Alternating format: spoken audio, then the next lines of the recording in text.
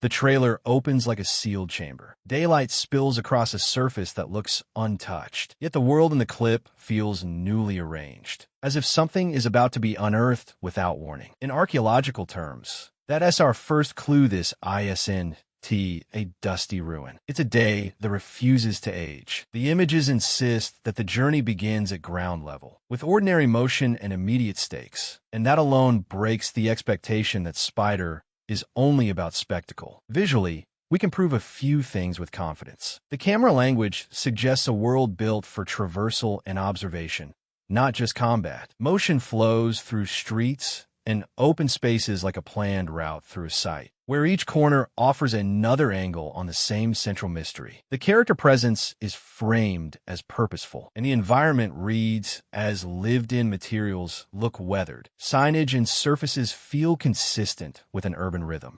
Even without naming anything, you can tell the creators are treating the viewer like a careful witness, asking us to notice details before we judge what they mean. Then there's the central enigma. Brand New Day implies a reset, like a layer deposited on top of older strata. The trailer doesn't show us how that reset happens, but it does show us its effects: confidence in motion, a shift in tone, and a sense that rules have changed while the city's bones remain the same. In a real dig, that's the difference between a random object and a deliberate burial. Here, the visuals suggest intention, but the why stays sealed behind the cut. We also get evidence of craft.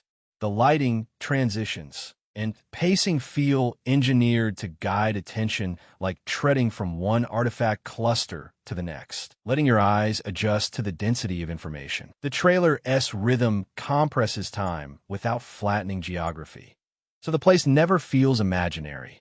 It feels mapped. And still, the essential question holds. What exactly is being introduced? And what is merely being uncovered for the first time? Because a trailer is a curated surface, not the site itself. We should treat every striking moment like a marker stone. We can say it's there, and we can say it's significant, but we can't yet declare what it signifies. So when a clip ends on that unresolved brightness, it feels less like an ending and more like a lid just lifted a crack, inviting us to step closer. What lies beyond the unopened mystery of this new day is still waiting to be read. A city can teach you its rituals without ever explaining them.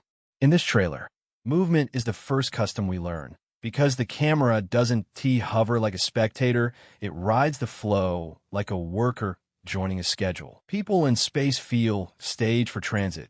Doorways align with paths. Open areas read like gathering points. And motion is always purposeful, as if starting fresh means restarting routines, not rebuilding everything from scratch. But what do these repeated motions imply about daily life? We only get hints, not lived testimony. In the glimpses of interior edges and street-level framing, there's an implied rhythm of labor.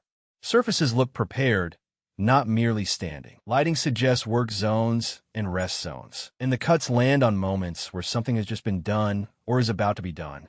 That's important, because real ancient communities often reveal themselves through timing, where tools were used, where people paused, where the day's tasks shifted hands. The trailer's transitions mimic that, compressing effort into readable beats. Point 1.5. Yet whether this brand new day is a literal reset or a narrative device remains conjecture, because the clips never show the origin of the change. Communal life is hinted through density and choreography. We see spaces that look meant for gathering rather than hiding, corners that frame groups, streets that funnel movement, and open faces of buildings that make the outside feel shared, even when individuals are partially obscured. The arrangement suggests a social agreement about where people belong and when they move together. Archaeologically, that kind of pattern can point to trade routes, ceremonial corridors, or civic planning. Here, we can only say the trailer signals community cohesion. We can't prove the purpose behind it. The unresolved beat is clear. Is this unity celebration, regulation, or something more desperate? There's also a ritual quality to how space responds to the new day. The trailer's brightness doesn't feel like weather. It feels like an update layered over the same stones. That means daily customs likely persist, but their interpretation shifts like ceremonies continuing in old halls under a new calendar. We observe that the mood changes in sync with the cuts, and we theorize that rules have been rewritten to fit the reset. But observation isn't the same as origin. If the rules changed, who enforced the change? And what did ordinary people believe would happen when the day reset again? When a trailer moves like this, it's using believable textures of daily life while withholding the hard evidence. The artifacts are implied by how the environment behaves, how people seem to approach, how spaces seem to expect them, how the city reads as functional even while its tone is altered. That's our bridge between proven craft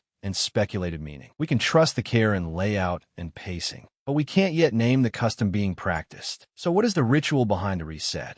And what does day mean to the people living inside these rules? At street level, the trailer sells engineering as a lived experience, not a fantasy. The pathways don't sprawl randomly. They braid into clear routes that guide movement toward choke points, plazas, and crossing points. Even when the scene shifts and the lighting resets, the geometry holds, implying a foundational infrastructure designed for repetition routes you can walk every day because the city expects the same rhythms. To look closer at the bridges and overpasses, their spans appear to be calculated for both stability and clearance, with supports that read as load-bearing rather than decorative. The material's stone-like facings, metal bands, and weathered surfaces suggest repair cycles familiar to real urban centers. That matters because it distinguishes what's visually implied from what's merely stylized. If this architecture were a one-off set dressing, the joints and transitions wouldn't feel so consistent,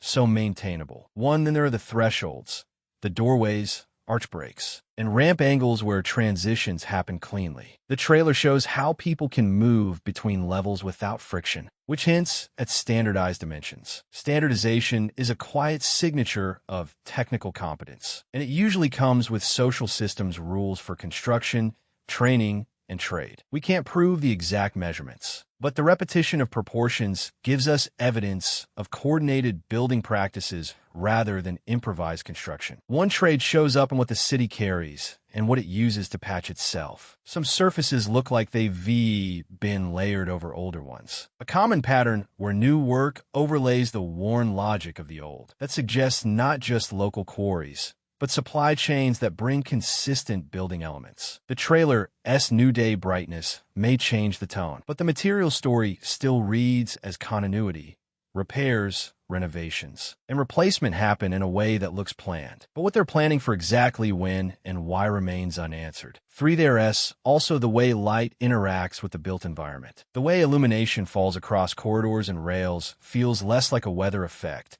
and more like an engineered response, whether through reflective surfaces, open-air shafts, or arranged entry angles. That pushes us toward a theory. The architecture may be tuned to a recurring event, so the city performs differently on reset days while keeping its load-bearing structure intact. Proven craft is visible in the layout. The impossible part is the timing, why the environment seems to recognize the new cycle. 2. So we end up with a split certainty. The city is real enough, its routes are functional, its supports are credible, its materials look maintainable. That's the supported evidence. But the trailer withholds the missing piece. What technology, institution, or civic authority makes the same streets behave like they're synchronized to a day that shouldn't be repeatable? And if engineering can anticipate the reset, then someone must have built the rules into the stones. So the next question is not whether the city is crafted, but who dared to design the cycle that governs it. In the middle of all that engineered continuity, the trailer starts talking to your instincts, not just your eyes. It wants you to feel that the day isn't merely new in a visual sense, but new in a moral and symbolic sense. That is how many old religions taught their followers to read the world. Light means permission. Shadow means warning, and recurring patterns become proof that the universe is watching. 2. Notice how the symbols cluster around belief and fear at the same time. Fear is easy to trigger with spectacle, but belief is something quieter. It's the suggestion that omens are reliable, that signs can be trusted, and that a person's choices matter in a larger system. When the trailer frames certain spaces like stages for fate, doorways like thresholds, corridors like trials, it turns architecture into a language. And languages don't just describe reality. They prescribe behavior. That's what makes the emotional tone feel intentional, like propaganda wrapped in wonder. 3. Then there's iconography, the kind that behaves like a code even when it's never fully explained. Repeated shapes, recurring placements, and visual motifs that look ritual rather than decorative suggest a cultural memory embedded in stone and steel. We see this in the archaeological record all the time. A culture carves symbols where people will pass them daily, so the meaning is reinforced without needing a lecture. Here, the trailer implies similar reinforcement, but it refuses the origin story. Are these symbols religious? Civic? Family crests polished into the public eye? 2. Even the timing feels like an omen in motion. A reset day, if it truly repeats, would demand a tradition, ceremonies, taboos, or official interpretations of what the cycle means. Yet the trailer keeps that layer ambiguous, leaving you to wonder whether the signs are guiding the characters, warning them, or simply exposing the system that guides everyone else. That uncertainty is part of the design. It puts dread in the viewer and makes each detail feel charged, like the wrong interpretation could be costly. 2. What's proven is that the imagery is curated to direct emotion toward belief, fear, and moral judgment. What's theorized is whose worldview is encoded there. Because if the city truly communicates through symbols, through recurring light, arranged thresholds, and ritual-looking patterns, then the message must come from someone who understands the cycle. And if we can't identify that sender yet, the question sharpens. Is the trailer showing an inherited religious language, or a manufactured civic system dressed up as fate? The next step is to track how those signals tie back into action, and consequence what the trailer suggests people should do when the signs appear, and what it implies happens when they don't. In the end, the trailer reaction isn't just about plot. It's about how a system recruits your mind.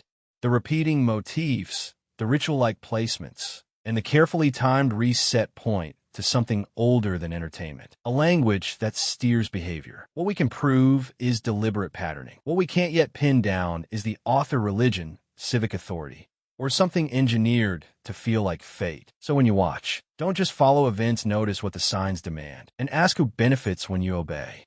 If you want more breakdowns, like and subscribe, and tell me, which center do you think the symbols belong to?